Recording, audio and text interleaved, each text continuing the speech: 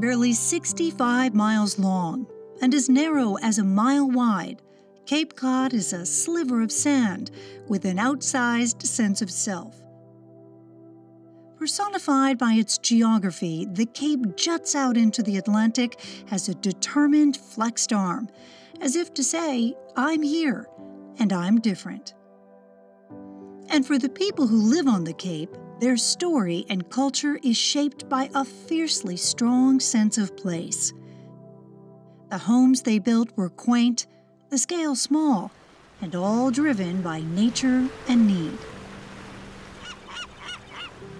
Well, I think what they saw here was the amazing fishing industry, shell industry, and farming industry. I mean, they had cranberries, they made salt, they shipped fish to the mainland. Fishing obviously was the big industry here.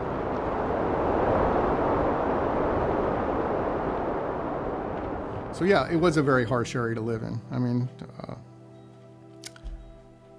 they were self-sustaining farms back then. You know, they had a cow, they had horses, they had gardens, they had orchards. You read a lot of the early diaries, and that's how they survived. The ancestors of the Wampanoag were the first people on Cape Cod. Their way of life forever changed with the arrival of the Europeans in the early 1600s. These new settlers from across the Atlantic with names like Nickerson, Alden, Chase, and Sears, whose descendants, along with the Wampanoag, are still living across the Cape. But in all these years, they have never seen a time like this. It hurts me to see our heritage and what we grew up with and the charm and the quietness of the Cape turning to these monster homes that are only used sometimes 2 weeks of the year. It's devastating. On the remote peninsula, the Europeans constructed simple and sturdy homes, suitably adapted to the harsh environment. The designs and building methods they used from England can be seen today.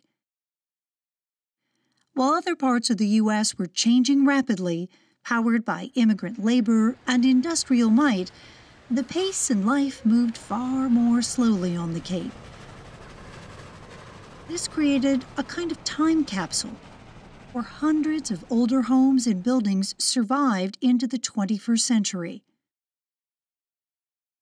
It's the historic houses on the Cape embody what the Cape's all about and why people come here, and what people want to do when they're on the Cape is understand the history of this nation that goes back to 1620 and even before that. I mean, it's all these houses and these places, everyone has an individual story to tell. Some of them are good, some of them are bad, but it is part of the story. It's part of the fabric of who we are today, good or bad. They captured the character of the town today and the village today. And they let us know that we are part of a much longer progression of history here on the Cape. For Cape Codders who have lived with all this history, it's easy to take old buildings for granted because they've always been around. But these structures are vulnerable and vanishing in increasing numbers. With the loss of every building, a piece of the cultural heritage of Cape Codders vanishes with it. You know, death by 1,000 cuts, where you just lose 1 or 2 buildings in every neighborhood, but if you do that every year, it gradually erodes the number of historic properties and the ability of that neighborhood to really reveal its history and to attract people to the Cape. Well, I think that every time we lose something from the landscape, we're losing a part of ourselves. And before you know it, you've lost all of these memories of the past. And they're significant because they're not only the things that you remember, but now they're the things that you're relaying as storylines to the present generation.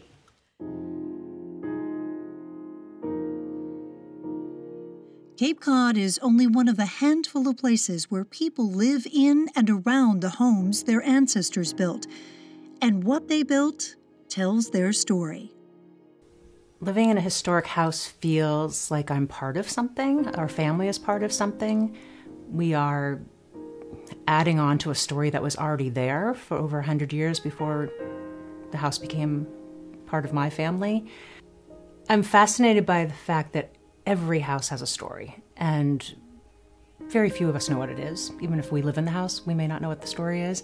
And once you start digging into it, you virtually meet these people who lived in the structure before, and you get to know them, and you start to think about their lives and their experiences in this place, and then you just want to know more. Carpenters, tradespeople, and the service industry are now the backbone of Cape Cod's middle class. For these hard-working families, finding decent, affordable housing is tough. One by one, smaller, older, affordable homes are being replaced by multi-million-dollar mansions. Providing incentives to preserve historic homes is not causing the Cape's housing crisis, but can be part of the solution. And you see them driving onto the Cape in the morning. It's a rush hour on the bridges, and getting off the Cape because they can't afford to live here. People believe there is diminished value in keeping older homes at the expense of building newer ones, but the evidence suggests otherwise. Historic homes bring tourists, promote cultural tourism, grow economies, and help families. Tearing down older homes has other costs. So from an environmental perspective, there's a real value to preserving the embodied carbon that's in the structural frame of these buildings and not generating additional waste. Those trees have already been cut down. They've been kiln dried. They've been transported. They've been cut. They've been put together. When you think about it that way, a historic home actually is the more ecological home. It's the greenest home. Newer is definitely not better when it comes to the wood that houses are built with. Wood in older homes has passed the ultimate test: time. There's no more old-growth forests. I mean, the wide pine floors that were 16 inches wide with no knots in them, they just aren't growing trees like that anymore. They've all been harvested, and now they're replaced with fast-growing wood for the construction industry. In a regular room, regular house, conventionally built, where you have sheetrock on the walls, you can't see the living wood. And you don't feel anything about it. It's just a big white wall. In a timber frame, it's more like a piece of furniture because you see everything. You see the frame, you see what's holding it up, you see the big rafters, and you feel good, you feel safe because it's what's holding you up. You can see the structure. I can take a house that's 200 years old and find incredible beams, incredible pieces of wood, incredible just old latches, all that stuff. What are you going to have when you take apart the new house? And they don't last that long, but it's going to be what? It's going to be plywood and whatever. The Cape's history may rival Williamsburg or Charleston, but the similarity stops there. Well-heeled benefactors help protect those places, while the Cape has traditionally had a more low-key approach to historic preservation. However noble, the mindset of doing nothing is now threatening the scale, look, and feel of what was here for generations. The appeal, allure, and charm of the Cape is being tested as never before. The Cape is becoming subject to that suburban sprawl that has created these kind of vast, boring landscapes of anonymous automobile transactions that our towns will become basically servants of the automobile as opposed to people walking and dealing with each other face to face. And that will become essentially like a gated community that starts at the bridges. And that's not something that most people want. As these areas get discovered, people start flocking to them. And now, for instance, Chatham, Osterville, areas like that, they have like a zip code and address that people want to know they own a property on. It's sort of it's become a status thing. I want to bring my New Jersey house. I want to bring my California house. I want to bring my this. I want to bring my that. So they want to move to the Cape because they like the Cape. But what they don't realize is they're destroying the Cape by bringing their own form of living to the Cape. In Europe, people who live in historic houses understand that while they may own it on paper, they have a much greater responsibility to the history of that property. Why can't it be the same here? If you buy an old home on the Cape, whether it's 1880 or 1680, you're buying something that you're a caretaker, you're not an owner.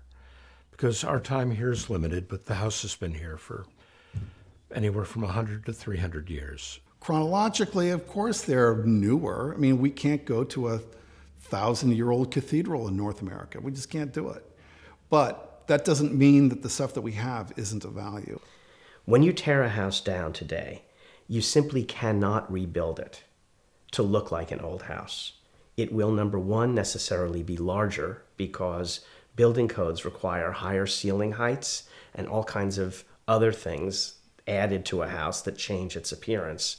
And then in addition to that, when you tear down an old house, you lose the patina that's on an old house.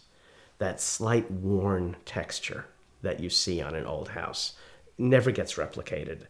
And, you know, to my eye as an architect, if something is new, I'd rather it just be new.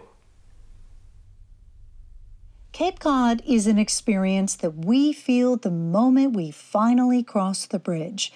And if we enjoyed the Cape as children, those warm summer memories seem to draw us back again, to recapture something precious in our past.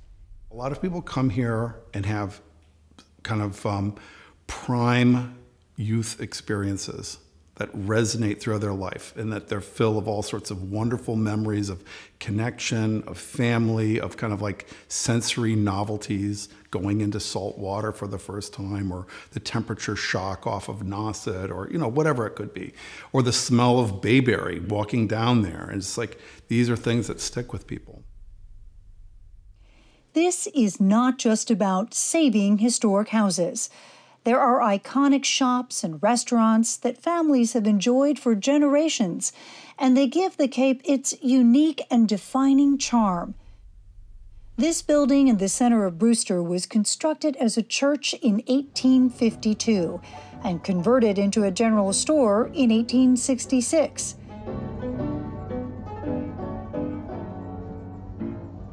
George Boyd and his wife Missy have owned the Brewster General Store since 1986. From the penny candy to the antique parlor stove, there are thousands of unique items that transport visitors to a different time. The moment you step onto the front porch, you experience something that has remained a quintessential example of what people love about Cape Cod. It is what we are, and that people come to us because that's what they want. And, you know, people will come and they'll come into the town, into the store, and sometimes you just see them relax. First of all, we're selling the past. You have a different feel when you come in here. The Nickelodeon's playing. Sometimes the peanut roaster is roasting. We still have the old wooden maple floors. And the old counters and all the old antiques. So you get that sense of it.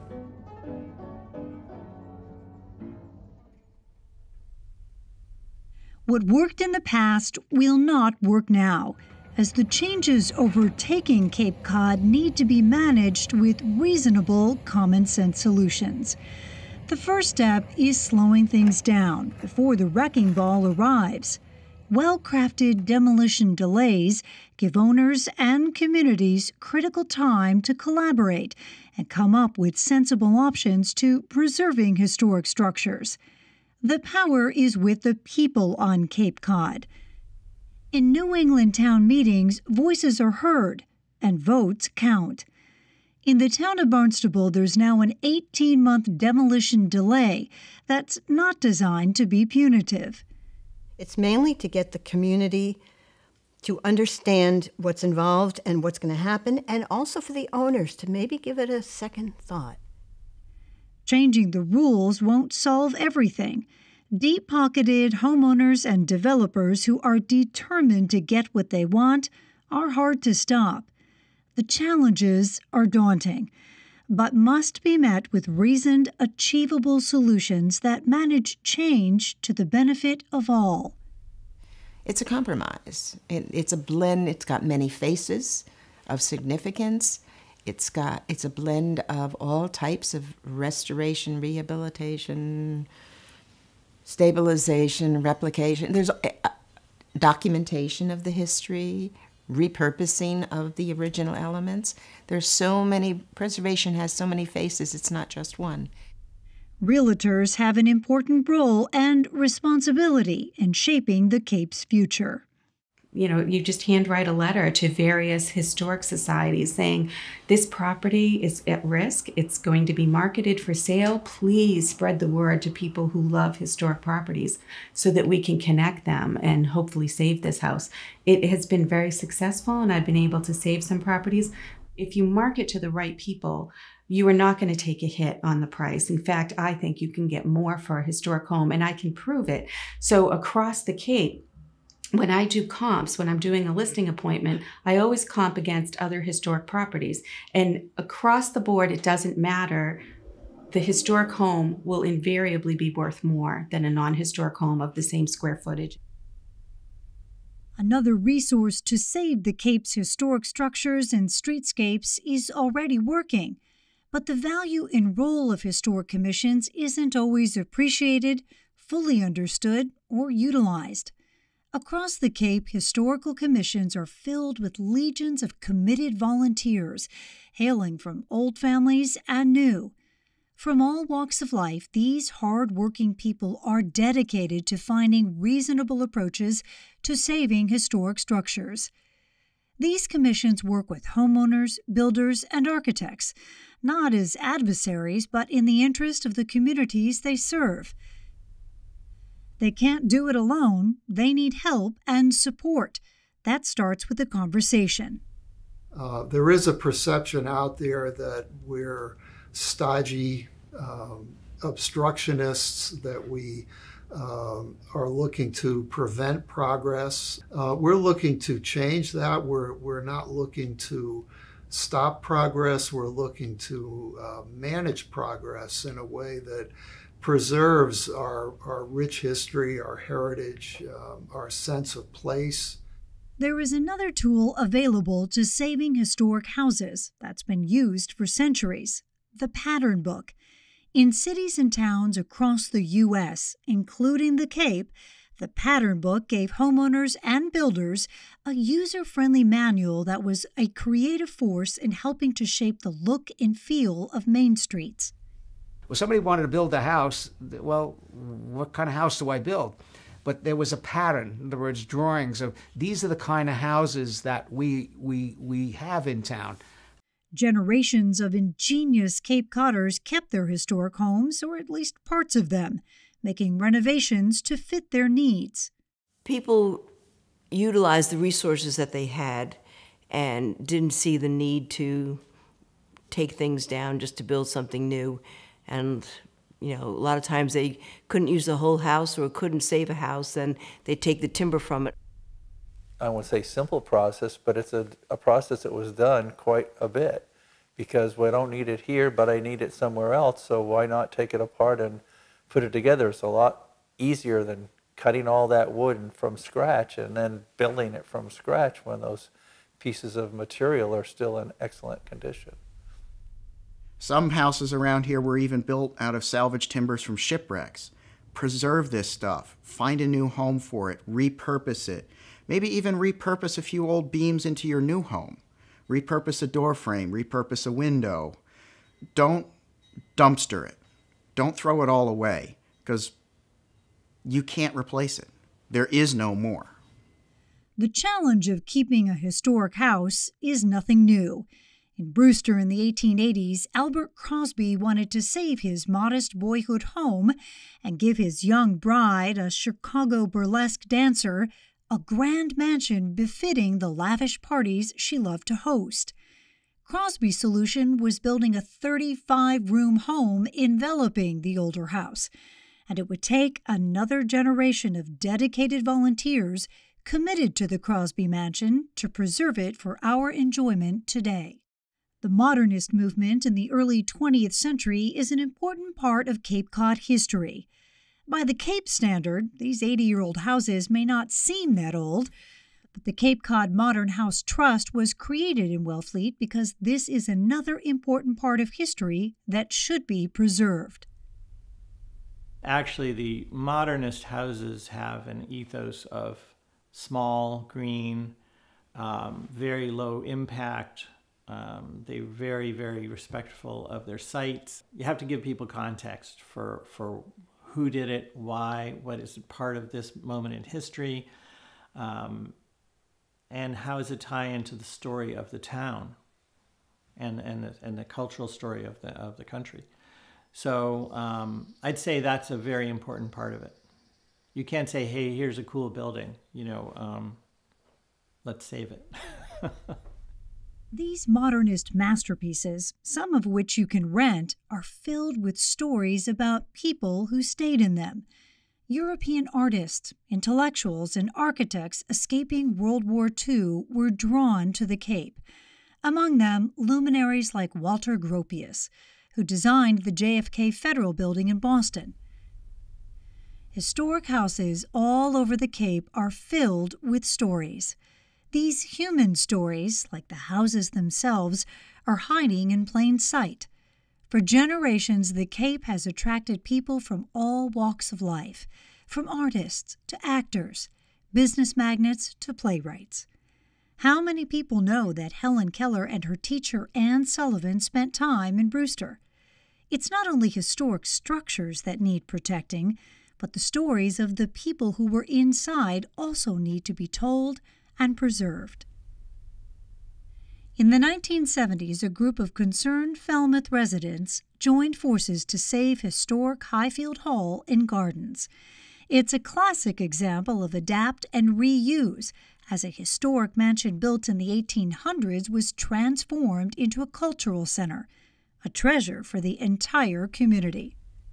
In the beginning, it was pennies makes dollars, and the community members were out on the corner of Main Street holding up signs trying to get people to donate to save Highfield Hall and Gardens and contribute whatever they could. It was grassroots, it was the entire community coming together, and it was a house that was restored to be used for the community. Some people committed to saving Highfield Hall tied themselves to trees to get noticed. Now, we don't need to go that far anymore. Another great option is to find a team of influencers. Form a committee as quickly as possible of people who both care about whatever building it is and have skill sets that can make something happen. I think the town is getting it, but we have all kinds of meetings we can stand up and make our case in. I think that's the more civil version of tying yourself to the tree. Saving Cape Cod means engaging old and especially younger people, those who care about the character and history of Cape Cod, and they do exist. So raising a family here, it's important to me that the kids know their roots, know the history of the area, and that's something as simple as taking them out on the weekends and showing them something that might be hidden in plain sight. Like I said, people my own age, mid-30s to 40s, who do have that nostalgia factor and want to see the Cape kind of retain that culture and those characteristics. Similar to these people who have stepped up, there are hard-working volunteers and historical commissions and societies across the Cape who will offer help and expertise. The future of the Cape is with Cape Codders themselves, whose opinions are heard and votes counted in town meetings. The power to preserve the Cape is with the people who live on the Cape. Every Cape Codder whose family has been here for 13 generations, to those who moved in this year, has a voice. an opportunity, and an obligation to step up, speak up, and save what is precious and irreplaceable.